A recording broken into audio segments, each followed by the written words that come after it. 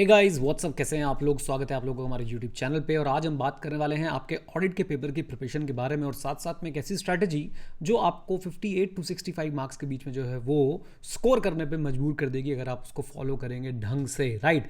तो देखिए, आपको सबसे पहले भाई अकाउंट्स पेपर की बात कर लेते हैं। अकाउंट्स पेपर कैसा था सर? यूकेलिप्टस के पेड़ों से निकाले हुए पल्प से बनाया हुआ पेपर था, उसको ब्लैक कलर की इंक थी, और सर आपने उसे कर दिया जो करना था। अब उसके बारे में और कोई डिस्कशन नहीं।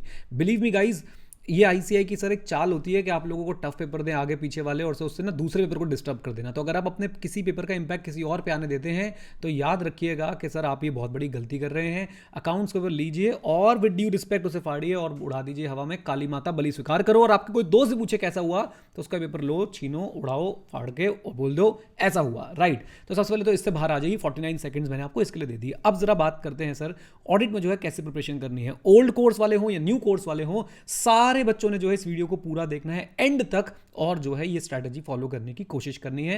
मैं दोनों कोर्सेज के रेफरेंसेस जो है वो लेता जाऊंगा। यस, लाइव भी आ रहा हूं आप लोगों के साथ एक ऐसा चैप्टर कवर करने जो बहुत सारे स्टूडेंट्स जो हमेशा छोड़ के जाते हैं, एंड आई एम श्योर उसमें से जो है 4 से 6 नंबर का पेपर जरूर आएगा। बहुत कम समय में हम उस पूरे के पूरे चैप्टर को जो है वो रिवाइज कर देंगे विद एग्जांपल्स, विद क्वेश्चंस। तो लाइव जब मैं आऊंगा उसका लिंक आप लोगों को मिल जाएगा, और इसी चैनल पे मैं लाइव आऊंगा 7 बजे, राइट। चलिए अब बात करते हैं सर हमारे सिलेबस को हमने जो है वो कैसे कवर करना है। ये लीजिए, तो ये ओल्ड और न्यू कोर्स दोनों के लिए एप्लीकेबल है। सबसे पहले आप लोग क्या करेंगे, अगर आप मेरे स्टूडेंट हैं तो आप लोग सबसे पहले चैप्टर 1 से शुरू कर दीजिए, बेसिक वाले चैप्टर से। देखिए, बेसिक वाला चैप्टर मैं आपको बता दूं कि बच्चे सर इसको सबसे ज्यादा क्या करते हैं, ignore. And believe me guys, फिर ये पता है बच्चों को क्या करता है, इग्नोर। मैं आपको एक बात कैसे समझाऊं कि भाई चैप्टर 1 बहुत ज्यादा इंपॉर्टेंट है। ओल्ड कोर्स न्यू कोर्स जो भी जिसमें भी आप अपने जो ऐसे 200 जिसे बोलते हैं वो जरूर करके जाइएगा। तो यहां पे आप लोग जो है चैप्टर 1 बहुत अच्छे से कवर कीजिएगा, यानी कि आपके ऑडिट के बेसिक्स बहुत स्ट्रांग होने चाहिए। मैं आपको बता दूं सर, असर्शन के ऊपर क्वेश्चन आने के बहुत ज़्यादा चांस है, और जिसको असर्शंस की समझ है ना उसके लिए वो लट्टू क्वेश्चन होता है,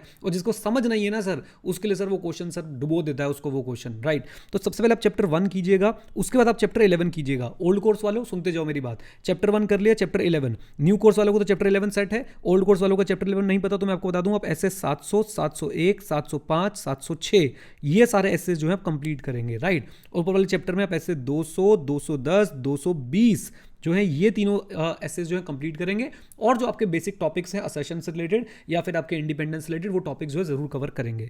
देन आ जाते हैं तीसरे मुद्दे पे, वो है कंपनी ऑडिट। तो ओल्ड कोर्स न्यू कोर्स तीसरे टाइम पे क्या करेंगे, यानी कि तीसरे लेवल पे क्या करेंगे, कंपनी ऑडिट को जो है कंप्लीट करेंगे। और एक बात और बोलना चाहूंगा आप लोगों को कि कंपनी ऑडिट तो ठीक है, कंपनी ऑडिट के साथ साथ आपने एक चीज और देखनी है कि भाई आपने जो है ओल्ड कोर्स वालों ने अपना कंपनी ऑडिट पार्ट 2 जिसे आप बोलते हैं वो भी जो है यहीं पे कंप्लीट कर लेना है। देन इसको कंप्लीट करने के बाद आप आएंगे audit of different type of entities पे, जिसे ओल्ड कोर्स में स्पेशल ऑडिट बुलाते थे। इसके अंदर भाई बस कुछ ही टॉपिक्स हैं और वो फिक्स टॉपिक है, उनके ऊपर फिक्स क्वेश्चंस हैं, उनको बस करके चले जाइएगा। एक आर्टिकल 150, आर्टिकल 151 जरूर याद करके जाइएगा कि भाई उसके अंदर क्या कवर होता है। वो आजकल ना ये करेक्ट इनकरेक्ट के अंदर पूछ लेते हैं, तो मैं नहीं चाहता कि आपका वो बिल्कुल भी रह जाए, राइट। जब आपके ये सारे के सारे सिलेबस, ये इतना सिलेबस जो आपका कंप्लीट हो जाए, फिर न्यू कोर्स वाले अपनी बुक के हिसाब से, यानी आईसीए की बुक के हिसाब से chapter 2, chapter 3, chapter 4, chapter 5। Old course वाले क्या करेंगे, planning, documentation, materiality, audit evidence, internal control, right. उसके बाद आते हैं chapter 7, chapter 8, that is analytical procedure and sampling. उसके बाद आएंगे chapter number 6 and chapter number 12। Old course वालों का चैप्टर नंबर 6 की जगह होगा ईडीपी ऑडिट, और न्यू कोर्स वालों का होगा क्या, ऑटोमेटेड एनवायरनमेंट। चैप्टर 12 जो है ओल्ड कोर्स वालों के लिए एप्लीकेबल ही नहीं है, क्योंकि ये है बैंक ऑडिट, राइट। तो बैंक ऑडिट सिर्फ और सिर्फ किसके लिए एप्लीकेबल है, न्यू कोर्स वालों के लिए। चैप्टर 9 ओल्ड कोर्स वालों के लिए वाउचिंग वेरिफिकेशन, और न्यू कोर्स वालों के लिए जो है audit of item of financial statements, right. अब देखिए इन चैप्टर्स की कवरेज कैसे करनी है। भाई ये जो शुरू के 4 बातें मैंने आपको बताई है, chapter 1, chapter 11, company audit, audit of different type of entities. Believe me guys, ये तो बहुत, बल्कि यहां तक आपको बहुत सॉलिड कवरेज चाहिए। और एक ऐसा चैप्टर जो आप में से बहुत सारे लोग छोड़ के जाते हैं, वो मैं आज आ रहा हूं रिवाइज कराने के लिए। वो गेस करके मुझे कमेंट बॉक्स में बता दें, वैसे टाइम वेस्ट मत करना, मत बताना, आकर सीधा करा दूंगा रिवाइज, ठीक है। तो वो मैं रिवाइज करा दूंगा आपको। बट आपने ये बात ध्यान रखनी है कि भाई आपने जो है ना इन चैप्टर्स की बहुत अच्छी प्रिपरेशन करनी है, बहुत अच्छी। ये जो 6, 12 और 9 है, इनको आप क्वेश्चन बेस्ड भी कर जाओगे, I am okay with it. 6, 12 और 9 को आप सिर्फ क्वेश्चन बेस्ड कर जाएं, इसको छोड़ के मत जाइएगा, ऐसा मत करिएगा कि बिल्कुल छोड़ के चले गए। अब एसेस की सर मैंने कुछ कैटेगरी बनाई है, ABCD। अगर कोई ऐसे रह गया हो तो नीचे कमेंट बॉक्स में कमेंट करके बता देना। मुझे जैसे जैसे जो ध्यान आता गया मैंने यहाँ पे जो है कवर करने की कोशिश कर दी। सबसे पहले भाई ऐसे 200, 210, 220, 230, 240, 299, 300, 315, 320, 330 ये टॉप लेवल एसेज हैं। फिर 500, 501, 505, 520, 530, 570, 500 से 700, 701, 705, 706 ये टॉप लेवल एसेज हैं। और एसेज को अलग से कवर ना करें, जो चैप्टर आप पढ़ रहे हैं उसको वहीं पे कवर करते जाएं। फॉर एग्जांपल आप चैप्टर जब 11 कवर करेंगे तो 700, 701, 705, 706 जो है वो आपके यहाँ पे कवर हो जाएंगे। चैप्टर 1 जब पढ़ेंगे 200, 210, 220 जो है वहाँ पे कवर हो जाएगा, राइट। जैसे कि आप चैप्टर नंबर 4 पढ़ेंगे तो यहाँ पे आपके 315 और 330 कवर हो जाने चाहिए, न्यू कोर्स के हिसाब से बता रहा हूँ आप लोगों को मैं। चैप्टर 5 में आपका 240 यानी कि फ्रॉड वाला ऐसे जो है वो कवर हो जाना चाहिए, राइट। ऐसे चैप्टर 3 में आपका ऑडिट एविडेंस, चैप्टर 2 में आपका मटेरियलिटी और प्लानिंग जो है वो कवर हो जाना चाहिए। तो जो चैप्टर पढ़ रहे हैं उसके साथ उसका ऐसे कवर करते हुए जाइएगा। देन बी कैटेगरी मैंने रख दिया है 450, 510, 540, 550, 560, 610, 710। कुछ बच्चे इसमें से बोल सकते हैं सर क्या बात कर रहे हो, 330 तो आईसीए ने डिलीट कर दिया है। भाई साहब आईसीए ने डिलीट कुछ नहीं किया है। आईसीए ने बोला जी बात ऐसी है कि ऐसे डिलीट है, लेकिन अगर ऐसे सर किसी चैप्टर के अंदर कवर होता है तो वो जरूर आएगा। तो याद रखिएगा 330 का कंटेंट चैप्टर नंबर 4 में न्यू कोर्स में है, 330 का कंटेंट ओल्ड कोर्स में तो है ही। तो भाई साहब इसमें से कोई भी ऐसे, मैंने तो अपने बच्चों को सारे पढ़ाए हैं, राइट। तो वो आप बिल्कुल जो छोड़ के मत जाइएगा, क्योंकि भाई वो उन्होंने साफ बोला है कि 330 हम लोग हटा रहे हैं, लेकिन 330 का जिक्र अगर किसी चैप्टर में आता है तो वो हम आपको कवर कराएंगे। एक बात। देन मैंने उसके बाद बी कैटेगरी में ये सारे एसेस रखे हैं, सी कैटेगरी में रखा है 250, 260, 265 और डी कैटेगरी में आपको बोलता हूं कि आप अपने लिए अपना रिस्क असेस करके, ये मैं पहली बार ऐसा आपको बोल रहा हूं यहां पे कि आप कंप्लीटली इग्नोर करके जा सकते हैं इन स्टैंडर्ड्स को, अगर टाइम ना हो आपके पास 402, 600, 620, लेकिन रिस्क आपका अपना है। याद रखिएगा कि भाई अगर आ गया तो मुझे मत सुनाना इसके लिए आके, मैं पूरी कोशिश कर रहा हूं आपको गाइड करने की कि आपने जो है क्या कवर करना है क्या कवर नहीं करना है। If you will try to control everything you will end up controlling nothing. उस प्रिंसिपल में आपको गाइड करने की जो है वो कोशिश कर रहा हूं। अब सर ये तो हो गया सिलेबस का डिस्कशन, फिर से बोल देता हूं भाई। सबसे पहले 1 उठाना, बेसिक्स कंप्लीट करना, 11 उठाना, ऑडिट रिपोर्ट कंप्लीट करना, उसके बाद कंपनी ऑडिट उठाना। कंपनी ऑडिट जब हम पढ़ाते हैं ना तो हम बाद में पढ़ाते हैं, लेकिन सर जब आप रिवाइज कर रहे होते हैं तो कंपनी ऑडिट को हमेशा मोटिवेट करते हैं, पहले दूसरे तीसरे स्थान पर जो है आप उसको रिवाइज कर लीजिए। अच्छा क्या सर इनकी रिवीजन वीडियोज अवेलेबल है हमारे पास? बहुत इंपॉर्टेंट बातें बोल रहा हूं, ध्यान सुनना। चैप्टर 1 यस बिल्कुल रिवीजन वीडियो अवेलेबल है। Chapter 11 yes company audit yes.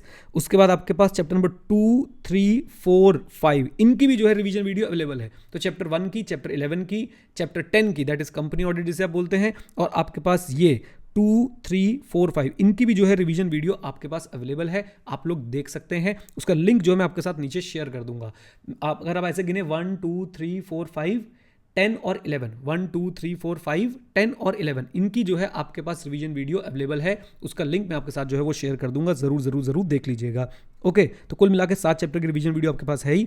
3 chapter आपने क्वेश्चन बेस्ड करने हैं और 1 चैप्टर में आपको रिवाइज करा दूंगा। अब देखते हैं कि सर स्कोरिंग कैसे होगी। ये देखिए तो भाई ऑप्ट के पेपर में ना, ऑडिट के पेपर में बहुत अच्छा मौका होता है कि 30 MCQs आते हैं, 7 करेक्ट इनकरेक्ट आते हैं। और अभी तक की एज ऑफ डेट तक की जो मेरी ऑब्जर्वेशन है, पता नहीं क्या होगा आगे, लेकिन एज ऑफ डेट तक की जो ऑब्जर्वेशन है उसमें सर MCQs ऑडिट के कंपैरेटिवली बहुत आसान पूछे जा रहे हैं, इंटरमीडिएट IPC से दोनों में, राइट।